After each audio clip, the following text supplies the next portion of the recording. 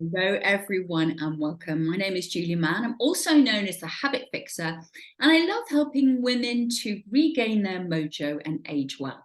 And I do that with the EFT, which is a very simple tapping technique, nutrition, skincare, and digital products. My guest today is the lovely Anna Thomas. And Anna Thomas, if you don't already know her, is an interior designer, and she knows just about everything there is to know about designing any kind of space. So welcome, Anna. Great to see you. Thank you, Julie. Thank you for inviting me. Pleasure. And I know that you're going to be talking about interior design habits. So take it away. Okay, well, when you asked me to do this, I thought, can I really add value? But actually, when I really started thinking about it, I could go on forever. So I've narrowed it down to 3 habits that I think would immediately make a difference in your space. And so those 3 habit areas that I'm going to concentrate on with you today are cluttered halls, sameness, we'll get to that later, and fear of colour. So those are my 3 areas. So let's start off with halls, because that's your welcome home. It's your guest's welcome into your home. You know, your home's your most personal space. So how you feel when you walk through your front door is really important, especially if you've had a very tiring day, work's been getting on top of you. So if you walk in to that clutter, you can't unpack your day, can you? Because all you see is a big mess. But, you know, life is messy. Family life is messy. Everybody's got stuff. And at this time of year particularly, they've got coats, hats, scarves, boots. You've got dog leads. You've got children's book bags, the keys for your car or wherever. So what I would encourage you to do is to find a place for everything and to give every family member their little docking station, so to speak. But start by having a really good declutter. You know, we've all got those hooks in the hall, haven't we? We've got every coat we possess on them, but we probably wear the same coat most days. So what I would encourage you to do is to keep that one coat for each family member that they wear regularly and to put the other coats away. I know that's not always easy because we don't all have masses of space. If you've got room in your wardrobe upstairs for the coat that you wear occasionally, or if you've got a central cupboard or even a rail that you could designate for the family's coats somewhere else in the house, I would encourage you to do that as a first port of call. So you've had a declutter, you've only got what you need on a daily basis. So the next thing is give everybody their own dedicated hook, because often our hallways are slim and narrow and we need to go upwards. We haven't got the space to have a cupboard in the hall or pack it all away. So if you can go upwards with shelves that you put baskets on for the coat, for the scarves and the gloves and the hats, and hooks for everybody to put their coats on. So if you've got little children, make those hooks at child-friendly height. It's a good discipline, isn't it, to say to the little ones as they come through the door, go and hang your coat up. It's what they get them to do at school. So translate that into home. So now you've got a more organized space. So think about all those other things that you might come through. You know, if your letterbox is in your front door, does the post come through? Do you really want to deal with that the minute you walk through the door? Or is it better to have a basket or a tray or something that you pop it in until you've got time to look at it properly? Maybe when you've got the family sorted with their meals and the children have gone to bed, or maybe it's something you deal with once a week. Whatever it works for you. Similarly with keys. Keys, you know, from a security point of view, best to keep them out of sight. Perhaps if you've got an opportunity for a side table or console table with a drawer in, they could go in the drawer. You know, just get them out of sight. I would definitely advocate that, because often we have windows in our doors, and particularly if you live in in a town or city. Unfortunately, there are a lot of car thefts around, so it pays to keep the keys well out of sight and away from your front door if you can. Another thing that's always useful, a bench. You know, a bench for somebody to sit down on, take their shoes off, put their shoes on, maybe with a little bit of storage underneath. There are several companies who make benches like this, the Cotswold Company, Dormy House. I'm sure there's something similar in IKEA. There are lots of storage options out there. So now your hall is clutter-free. That is just a matter of your time to achieve that. But if you felt like going further, a really good colour to paint your hall is yellow, because it's very welcoming. It's quite uplifting. It's not a colour you'd necessarily use in a bedroom, for instance, because it's quite stimulating. So it's like having a big sunshiny hug as you walk through the door. So that's my recommendation to get rid of your cluttered halls. So my second area is sameness. So what do I mean by sameness? Well, if you think about it, our homes pretty much look the same all the time. We hang our pictures, we put our ornaments out, the furniture stays in the same position when we get the right configuration for us. Not a lot changes. And for lots of people, that's really important, because that's where they find their calm, because everything stays in the same place and it makes them feel grounded, centered, peaceful. But for others of us, we sort of lose sight of the things that we've bought and the reasons we love them, because over time, that picture that you put on the wall, you cease to see it because it's so familiar, and yet you bought it because you love it. So I'm a great believer in mixing things up, and if you can move pictures around, then do so. It's not always easy if it's a large picture and you go for a smaller one and then there's a mark.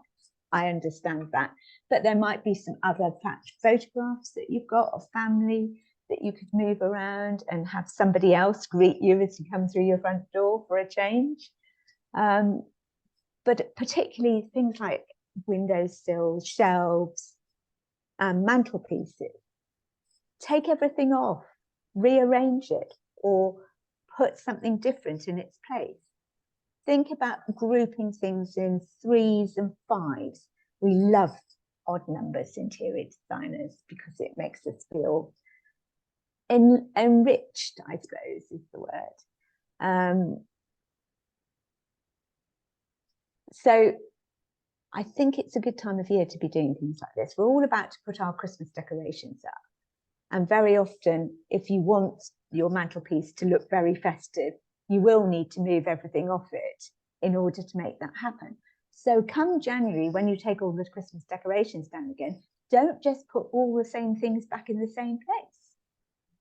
Go and find, maybe you got something new for Christmas that you'd love to display, or something that you saw that you think would be good, or something that you have elsewhere in the house that you keep thinking, why do I never look at this? Put it where you can see it, and maybe do that once a month, or whenever you have a deep clean. Is just keep switching round and refreshing so that you fall in love with your possessions all over again. Who needs to go shopping? You're already there. Go shopping in your own home. So that's what I mean by sameness. But as I said, that's not for everyone. And for a lot of people, having things as they have always had them is really important to them. And I just want to acknowledge that. So my final area is theory of colour. And this is what I do with a lot of my clients, because colour is incredibly powerful. It's really important for our well-being.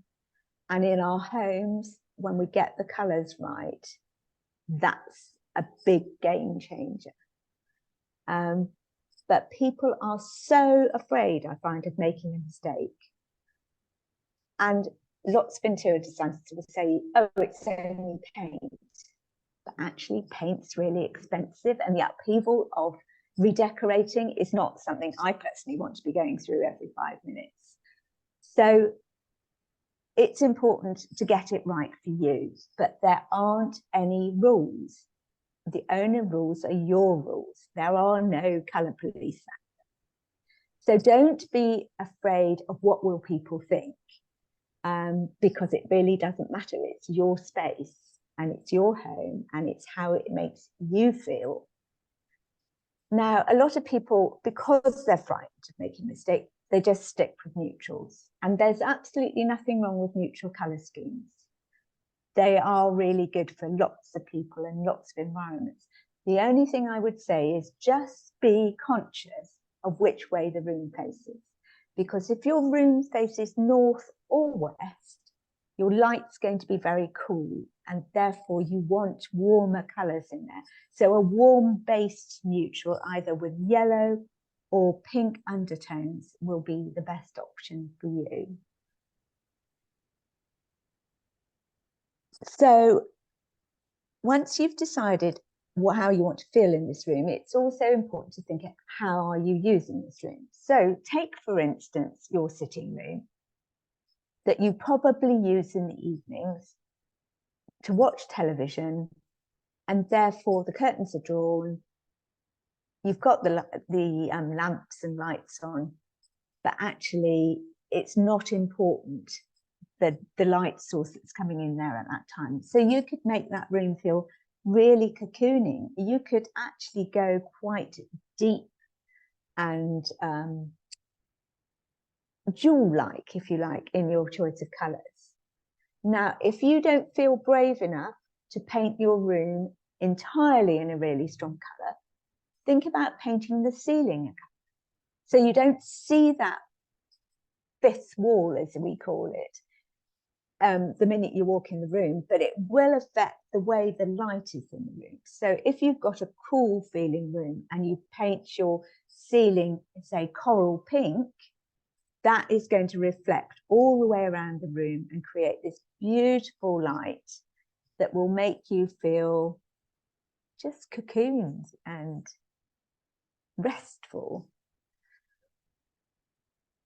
Now, one of the things that I find a lot is that my clients go out and they get all these tester pots and they start painting little squares all over their walls to test the colours, and they end up with this patchwork quilt of colour, and then they still don't know what to do, so they live with that sometimes for years. But also, when they do come to decorate, you try covering over all those patches of colour. If you've tried something really deep on the wall, that is going to be very challenging to cover up. My recommendation is that you get yourself a large piece of paper. I often use, wallpaper, the back of old wallpaper or lining paper, and you paint it up with your colour pots. Give it a couple of coats so you get a good depth of colour on it. And, when I say big, I'm talking A3, a decent sized piece. Stick that on the wall, and then you can just go in and out. You can move it around the room because colour looks different on whichever wall you put it on. If you get it right in the corner, it will be very different to having it in the middle of the wall. And it gives you a much better opportunity to see how that colour is going to be in your space, and also not to have to deal with it afterwards when you're doing your decorating. So please ditch the patchwork quilt effect. So those are just my 3 top tips, and I think those are all quite achievable quite quickly. So your cluttered hall is now a welcoming space as you come through the door. You've rediscovered your possessions, the things that you fell in love with, because you've moved them round and now you're seeing them again, and you've banished that fear of colour. Wow, Anna, I just love that. I love that you're not talking about spending lots of money. I love that you talked about the way we feel when we come into the house and how important that is, that it's a home. I've never even thought about painting a ceiling a different colour. I've always gone for white, often because where I live, the ceilings are lower. But all those things are really, really, like you say, achievable. And what a difference that would make. It's so, so important, isn't it, that our home is our sanctuary, and that we, you know, can switch off and, you know, restore and, you know, feel great. So actually, the last thing we need, like you say, is all that clutter in the hallway. Can I just ask you a question about Sure. outside the house? So, you know, obviously, as you come up to your front door, that must make a difference to the way you feel if you've got a peely old door and you know, perhaps it's all messy around the front. Have you got any kind of tips around that? Well, I find that my front door gets a bit mucky. It just needs a good wash from time to time. And I think we forget about it, don't we? Particularly at this time of year, where during the summer you might not, but often I've got just a white front door with windows in. So give it a good wash. And if the paint is flaking, actually that's a fairly quick decorating job. And don't be worried, just paint the door. Don't worry about the surround. If that looks okay, just paint the door. And if you feel like changing the colour, well, switch it up. Yellow front door. Wow, why not? That's probably quite auspicious, isn't it? Yellow front door. Yellow's just very energizing. Yeah. Yeah. And I think we all tend to go for a bit of the Farrell and Ball look, don't we, of the greens and heritage paints and everything. Whereas actually a red front door, yellow front door is quite energizing. Yeah. And do you feel that radiating out from your house if you've got that sort of door? I mean, it might not be your thing. Mine's white, so who am I to talk? Yeah. Brilliant. I absolutely love that. Thank you so, so much, Anna. So for those of you that have really enjoyed listening or watching Anna, then please check out her links. They will be below this video, as will mine. If you've really enjoyed it, please subscribe. And if you've really enjoyed it, then why not share it? Thank you, Anna, so, so much for those brilliant. You're welcome. And thank you too. And thank you everyone else for watching.